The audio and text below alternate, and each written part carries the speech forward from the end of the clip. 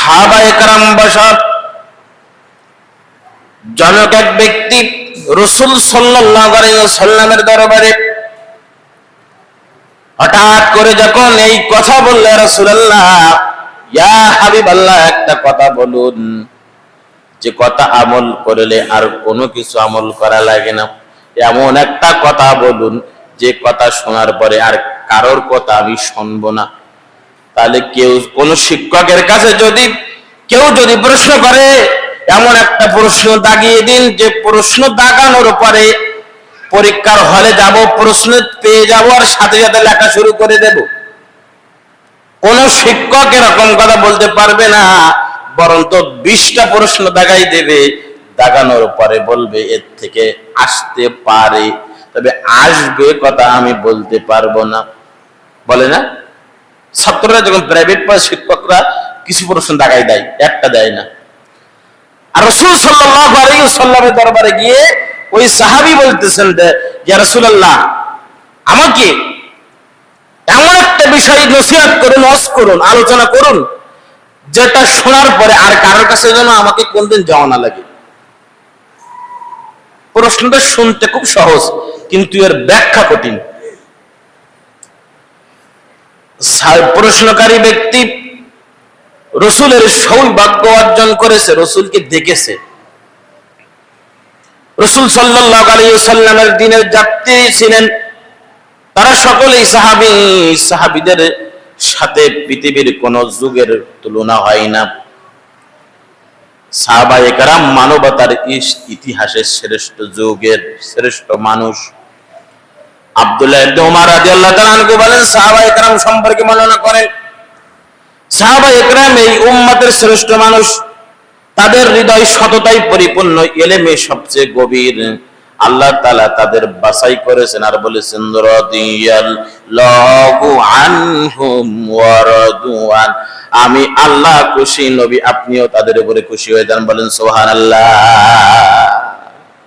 আল্লাহ নিজেই খুশি হয়েছেন সাহাবায়ে কেরামদের পরে, খুশি হয়ে বর্ণনা করতেছে, রাসূল আমি আপনার সাহাবীদের পরে খুশি হয়ে গেছি। যদি বলেন সুবহানাল্লাহ।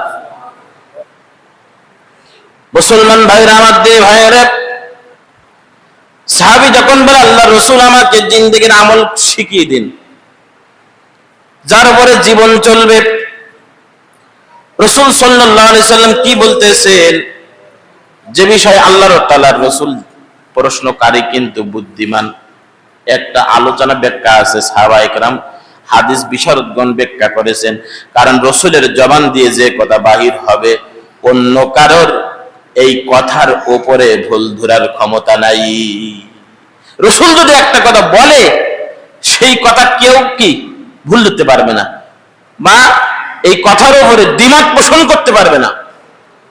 আমরা কোন মানুষ যদি একটা কথা বলি, তাই এই কথার উপরে অনেকেই দ্বিমত করে, কেউ স্বার্থপরে দ্বিমত করে, কেউ হিংসা করে দ্বিমত করে। এক ডাক্তারের প্রেসক্রিপশন আর এক ডাক্তারের কাছে নিয়ে গেলে বলে ভুল ওষুধ লিখেছে, বলে না, ভুল ওষুধ লিখেছে। পরীক্ষা এক জায়গা থেকে পরীক্ষা করানোর পরে অন্য ডাক্তারের দিকে নিয়ে যাবেন, নিয়ে যাওয়ার পরে দেখাবেন, বলবে ইয়ে পরীক্ষা হয়নি, আমি যা দিচ্ছি আপনি করে নিয়ে আসেন। একই পরীক্ষা দুইবার করে করে, অর্থাৎ হিংসায় পড়ে করে, ঈর্ষা পড়ে করে, স্বার্থের টানে করে। আর সাহাবা প্রশ্ন করতেছে, রাসূলকে যখন প্রশ্ন করব আর রাসূল যখন উত্তর দেবে, এই প্রশ্নের উপরে কেউ, এই উত্তরের উপরে কেউ দাগ দিতে পারবে না। এজন্য রাসূলকে ডাইরেক্ট সরাসরি প্রশ্ন করতে। আর আল্লাহ তাআলা রাসূলের কথা বাণীকে কি বলতেছেন আমরা শুনি। সূরা নিসা 4 নম্বর আয়াত আল্লাহ বলেন, ইয়া আইয়ুহান নাসু ক্বাদ জাআকুম বুরহানুম মির রাব্বিকুম ওয়া আনসালনা ইলাইকুম নূরাম মুবিনা। আল্লাহ তাআলা বলছেন, মানব মণ্ডলী, পৃথিবীর মানুষ সকল, তোমাদের প্রভুর পক্ষ থেকে তোমাদের জন্য সুস্পষ্ট দলিল আর তোমাদের জন্য অবতীর্ণ করেছি উজ্জ্বল আলোকিত পবিত্র কোরআন। আর এই কোরআন নাজিল করেছি আমার রাসূলের উপর। আর আমার রাসূল যে কথা বলবে, যে কথা তোমাদেরকে শোনাবে, সেটা হচ্ছে দলিল। আমার রাসূল যেটা বলবে আর যেটা তোমাদেরকে শোনাবে, সেটা অকট্ট দলিল। দ্বিমত করা যাবে না, দ্বিমত পোষণ করা যাবে না। তাহলে কি বলছেন রাসূল সাল্লাল্লাহু আলাইহি ওয়াসাল্লাম? ওই সাহাবীর প্রশ্নের উত্তরে রাসূল সাল্লাল্লাহু আলাইহি ওয়াসাল্লাম বলতেছেন, কুল আমানতু সুম্মাস্তাকিম। এক নাম্বার হলো ঘোষণা দিয়ে দাও, আর দুই নাম্বার হলো তুমি ঈমানের উপরে ইস্তেকামাত থেকো। এক নাম্বার হলো কি? আমানতু বিল্লাহ, ঘোষণা করে দাও। সুম্মাস্তাকিম, ঈমানের উপর ইস্তেকামাত থেকো, টিকি থেকো। ঈমানের উপরে ইস্তেকামাত থেকো, টিকে থেকো। এখন ঈমান আমাদের ভিতরে আছে কি না আমরা বুঝি না। আল্লাহ তাআলা আপনাকে যখন জিজ্ঞাসা করবে একজন মানুষের ভিতরে ঈমান আছে কিনা, আল্লাহ তাআলা তো মানুষকে বলেই দিয়েছেন। কিভাবে বলছেন? আমানতু বিল্লাহি ওয়া মালাইকাতিহি ওয়া কুতুবিহি ওয়া রাসূলিহি ওয়াল ইয়াউমিল আখিরি ওয়াল বা'সি বা'দাল মাউত। প্রথম নম্বর আল্লাহকে বিশ্বাস করতে হবে, ফেরেশতাদেরকে বিশ্বাস করতে হবে, আর আমি যে কিতাব দিয়েছি ওই কিতাবের উপর ঈমান আনতে হবে, বিশ্বাস করতে হবে। আমার রাসূলকে বিশ্বাস করতে হবে, হায়াত মউতকে বিশ্বাস করে, তাকদীরে বিশ্বাস করতে হবে। তা আমরা যদি মুখে বিশ্বাস করি তাহলে তো আমরা ঈমানদার, কারণ আল্লাহ তাআলা নিজেই বলছেন। এখন বিশ্বাসকে কিভাবে আখ্যা দেবেন? আপনি এই কিতাবটাকে বিশ্বাস করেন, যদি মনে করেন এই কিতাবটা বিশ্বাস করি, মনে করেন কোরআনুল কারীম, এই কোরআনুল কারীমকে আপনি বিশ্বাস করেন, এই কোরআনুল কারীম সত্য কিতাব, কোরআনুল কারীমের প্রতিটা কথা সত্য। কিন্তু কোরআনুল কারীমের ভিতরে আল্লাহ রাব্বুল আলামিন আপনাকে যে কমপ্লিট কোড অফ লাইফ, আপনার জীবন ব্যবস্থার জন্য, আপনার পরিবার, ফ্যামিলি, রাষ্ট্রীয় পর্যায় থেকে শুরু করে সব জায়গায় যে এই বিধানগুলো আছে, যখন এই বিধানগুলো আপনার সামনে বর্ণনা করা হয়, যখন আপনার সামনে বলা হয়, তখন আপনি এক পর্যায়ে দেখা যায় আপনি রাগান্বিত হয়ে যান বা আপনার কাছে ভালো লাগে না। তাহলে কিতাবের আল্লাহর প্রতি ঈমান আনলাম, আল্লাহর প্রতি ঈমান আনার পরে কিতাব, আল্লাহ তাআলা যে কিতাব দিয়েছেন, এই কিতাবের যে ভিতরে আল্লাহ তাআলা যে বাণীগুলো দিয়েছেন, যে কথাগুলো বলেছেন, সেই কথাগুলো আমাদের ঈমানের না থাকার কারণে আমরা আজকে মানতে পারতেছি না। কিভাবে? আমি আপনাদেরকে আরেকটু বুঝিয়ে সুন্দর করে ক্লিয়ার করে বলি। আমি শুরুতে যে আয়াতে কালিমা নাজিল, আয়াতে কালিমা পড়েছিলাম, আল্লাহ তাআলা বলেছেন, ক্বালাতিল আ'রাবু আমান্না কুল্লাম তু'মিনু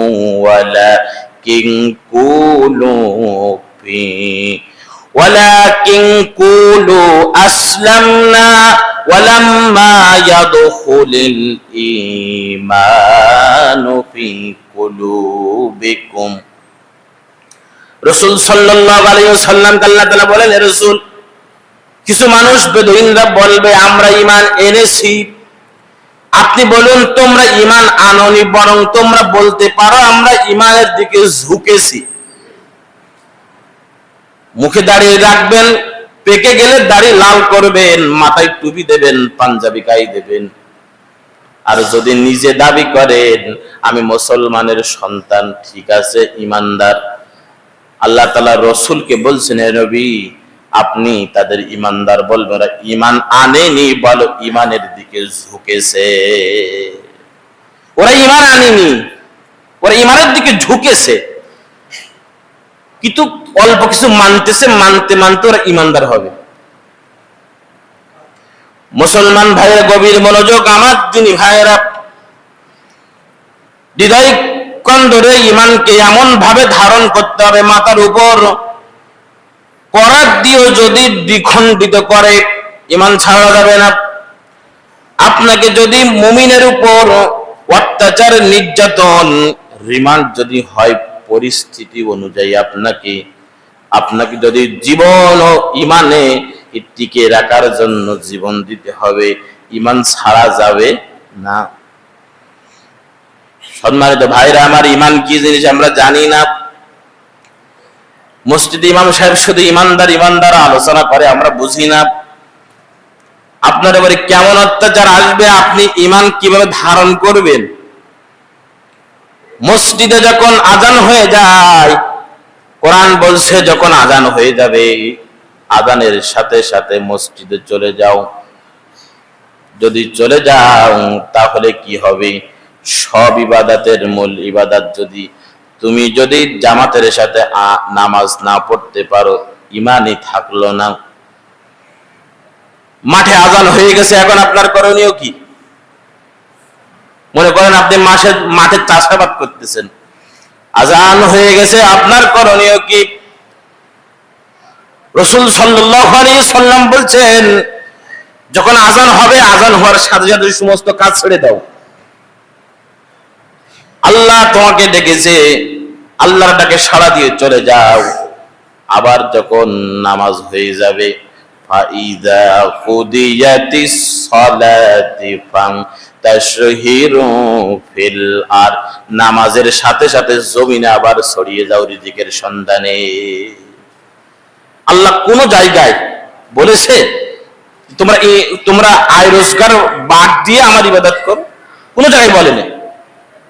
ইবাদত করো, জমিনে ছড়িয়ে রিজিকের তালাশ করো, আল্লাহ নিজেই হুকুম দিয়েছেন। এই রিজিকের তালাশ করার পরে রিজিক যদি আপনি তালাশ না করেন, তাহলে আপনি আপনার সন্তান, আপনি নিজে, পরিবার, আত্মীয় স্বজনকে বাঁচাবেন কি করে? এখন ইমানের উপরে ইস্তেকামত থাকতে গেলে যারা ইমানদার মুমিন ব্যক্তি, আল্লাহ তাআলা তাদেরকে বারবার করে হুঁশিয়ারি করে দিচ্ছেন। কি একটা সময়ের ভিতরে আমরা আবির্ভাব হয়েছি, এমন একটা জামানার, এমন একটা সময়ের ভিতরে আমরা আবির্ভাব হয়েছি। রাসূল সাল্লাল্লাহু আলাইহি ওয়াসাল্লাম একটা হাদিস বর্ণনা করে গেছেন। তিনি এই হাদিসের ভিতরে উল্লেখ করেন কিয়ামতের এমন একটা ফিতনার জামানা আসবে যে সময়ে হাতের ভিতরে কয়লা রাখা যেমন কঠিন, তার থেকে ঈমান রাখা আরো বেশি কঠিন। সকালে মানুষ ঈমানদার হবে, বিকালে বেঈমান হবে। সকালে মানুষ ঈমানদার হারাতে ঘর থেকে বাইর হবে, বেঈমান হয়ে ঘরে ঢুকবে, একেবারে শেষ। সামনে যা দেখতেছেন সেইটাকে হালাল ভাবছেন, যা দেখতেছেন সেইটাকে মানতেছেন। আপনার অন্তর, আপনার বিবেকে কি নাড়া দেয় না? যে কাজটা করতেছি, এই কাজের মাধ্যমে 20 টাকা বেশি হবে, কিন্তু কাজটা হারাম। হালাল কাজে 10 টাকা কম হবে, এই জন্য হারামটাকে বেছে নিয়েছি, হালালটাকে করি নেই। বিবেকে নাড়া দেয় না? মরার চিন্তা কি কারোর মাথার ভিতরে নেয়? আসবাদে কাল আমাকে কবরে যেতে হবে, আল্লাহর দরবারে দাঁড়াতে হবে, কি জবাব দেব? এই দরবারে কি জবাব দেব? আমরা কখনো কি চিন্তা করি না। কারণ এখন মানুষ মারা গেলেও জানাজায় দাঁড়ায় হাসে, কবরের পাশে দাঁড়ায় দাঁড়ায় হাসে আর গল্প করে, আজে বাজে ফাউল গল্প করে হাসে। কারণ কি?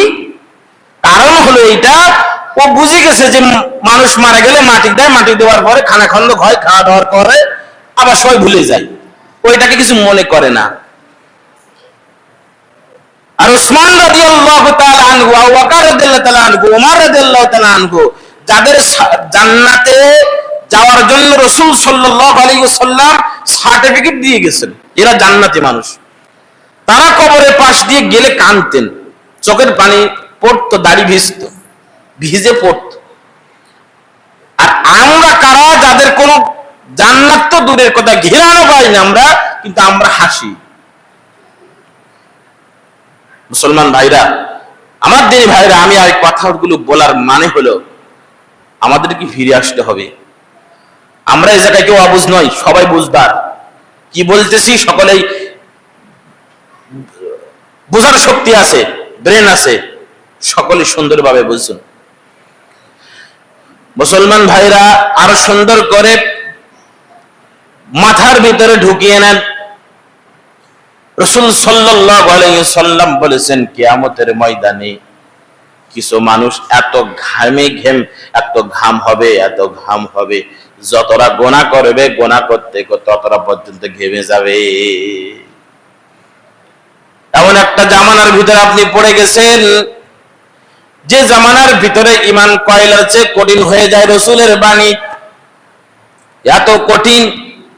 আপনি শুরু করে আপনি যে জায়গা থেকে মাঠে যান, চাকরি করেন, আপনি ব্যবসা বাণিজ্য করেন, আপনি দোকানদারি করেন, আল্লাহর দরবারে কাল কিয়ামতের ময়দানে আপনাকে কিন্তু হিসাব দিতে হবে, হিসাব দিতে হবে। আজকে আমাদের যুব সমাজ ধ্বংসের কারণ, পরীক্ষায় এসএসসি পরীক্ষায় ফেল করেছে, আর ফেল করার পরে বাবা মা একটু বকাবকি করেছে। আমি যেখানে থাকতাম এর আগে মহেশপুর, রাত 2টার সময় ফোন দিছে, যার ছেলে বাড়ি কথা কাটাকাটি করে ছেলে মারা গেছে। আজকে ম্যাক্সিমাম যুবকেরা এই আত্মহত্যার কাজে লিপ্ত হচ্ছে, না বুঝে না শুনে আত্মহত্যা করলে কি হয় ওইটা জানে। আত্মহত্যা করা একটা কুফরি। আল্লাহ কর্তৃক মৃত্যু নির্ধারণ করা ছাড়া আপনি যদি স্বেচ্ছায় গলায় দড়ি দেন, বিষ খান, কারেন্টে নিজে ইচ্ছায় শর্ট করে মরেন, এগুলো তো আপনার হিসাব হবে না, তো জাহান্নামে যেতে হবে। এখন এই যে খারাপ কাজগুলো আমাদের যুব সমাজগুলো কি ধ্বংসের কারণ। সবসময় মাথার মধ্যে টিকটক খোঁজে, সবসময় মাথার ভিতরে পাবজি গেম খেলে, বাপের সামনে মার সামনে ভাত খায়, 24 ঘন্টা উড়িবার থাকে, ভাত খাচ্ছে এক হাতে খেলছে, পিতা মাতা পাশে বসে আছে, বলার ক্ষমতা নেই, একবার বলছে না, মোবাইলটা কেড়েও নিচ্ছে না। কারণ মোবাইল যদি কেড়ে নেয়, এখন পিতা মাতারা আমরাও ভাইতে থাকি, ছেলের সন্তান আমাদের মারে কিনা, কারণ এটা ইজ্জতের বিষয় আছে, খুব ইজ্জতের বিষয় আছে। কারণ আমরা ওদেরকে সেভাবে মানুষ করতে পারি না, সমাজ ব্যবস্থা ওইভাবে পিতা মাতাদেরকে দাম দেয় না। এখন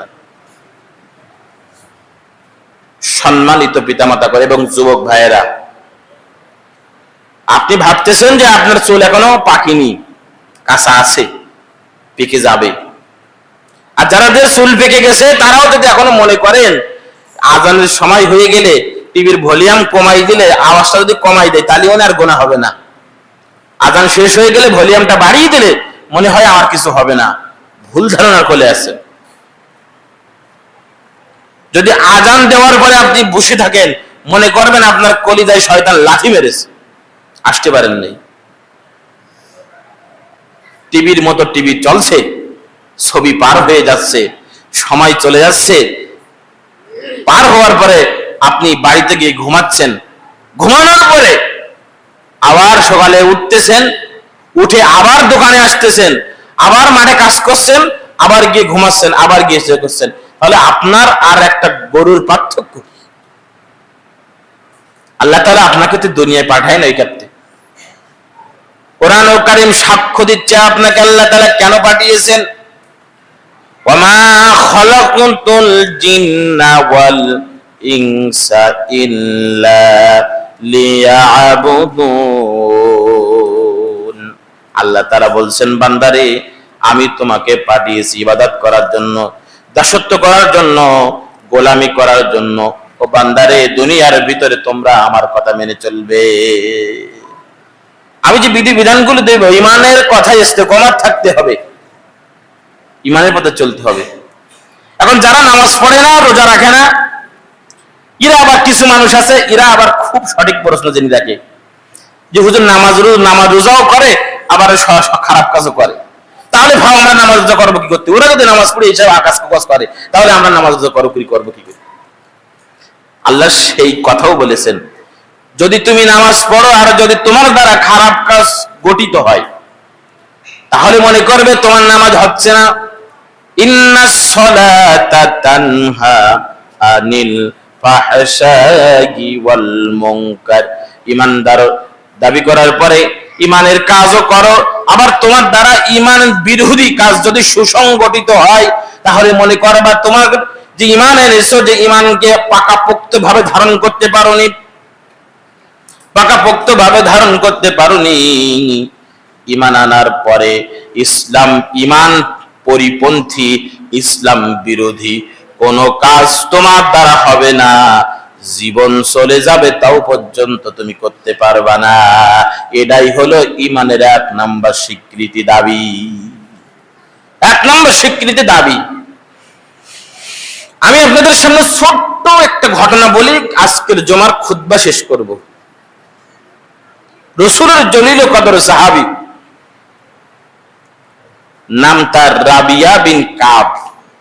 রাবিয়া বিন কাব রাসূল সাল্লাল্লাহু আলাইহি ওয়াসাল্লামের খুব খেদমত করতেন, খুব ভালোবাসতেন। এমনকি রাসূল ঘুমানো পর্যন্ত সে বাইরে বসে থাকতেন। হঠাৎ করে রাসূল সাল্লাল্লাহু আলাইহি ওয়াসাল্লাম রাবিয়ার এই খেদমতে খুব খুশি হলেন। রাবিয়া রাদিয়াল্লাহু তাআলা আনহু, রাবিয়া বিন কাব বাড়ির পাশাপাশি আবু বকর রাদিয়াল্লাহু তাআলা আনহুর বাড়ি। রাসূল সাল্লাল্লাহু আলাইহি ওয়াসাল্লাম রাবিয়া আর আবু বকর রাদিয়াল্লাহু তাআলা আনহুর একটা খেজুর গাছ নিয়ে ঝগড়া হয়েছে। কেউ বলে খেজুর গাছ আমার, আবু বকর বলে আমার।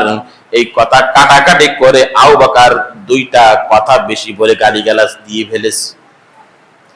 আবু বকর রাদিয়াল্লাহু তাআলা ঠান্ডা মানুষ, হঠাৎ করে চিন্তা করে বলল, ভাই রাবিয়া আমার ভুল হয়ে গেছে, মাফ করে দাও। বলল মাফ হবে না। কেন মাফ হবে না? বলল যদি মাফ না হয় তাহলে রাসূলের দরবারে বিচার দেব। রাবিয়াকে 2টা কথা বেশি বলে ফেলেছি, মা রাবিয়া আমাকে মাফ করে না। রাসূল, ইয়া রাসূলুল্লাহ, ইয়া হাবিবাল্লাহ, আমাকে বিচার করুন, যা শাস্তি হবে আমি আবু বকর নিজেই শাস্তি মাথা পেতে নেব। এই কথা বলার সাথে সাথে আবু বকর রাদিয়াল্লাহু তাআলা আনহু দৌড়ায় রাসূলের দরবারে যাচ্ছেন, রাসূলের বাড়িতে। রাসূল সাল্লাল্লাহু আলাইহি ওয়াসাল্লাম তাকে যখন তিনি দৌড়াতে দৌড়াতে যাচ্ছেন, পিছন থেকে রাবিয়াও যাচ্ছেন রাসূলের দরবারে। মাছ থেকে কিছু সাহাবীরা ডেকে বললেন, আবু বকর, কোনদিন দেখি না এইভাবে দৌড়াতে দৌড়াতে যাচ্ছ, আজ হঠাৎ কেন? হঠাৎ করে পিছনে দেখে রাবিয়া বিন কাব। বলল, ভাই রাবিয়া কি হয়েছে? বা পাশাপাশি তোমাদের বাড়ি। বলল, সব কথা খুলে বললেন। এই কথা কাটার কারণে রাবিয়াকে 2টা কথা বেশি বলেছে, এই জন্য সে মাফ করে নাই। বলতো, রাবিয়া তুমি কি চাও, কেন মাফ করো না? আর আবু বকর, তুমি কেন তার জন্য দৌড়ে রাসূলের কাছে যাচ্ছ?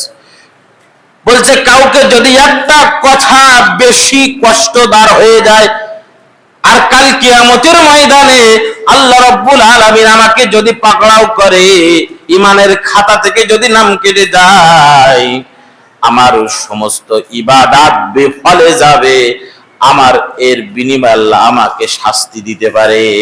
এই ভয় থাকার কারণে আমি রাসূলের দরবারে বিচার নিয়ে দৌড়াচ্ছি।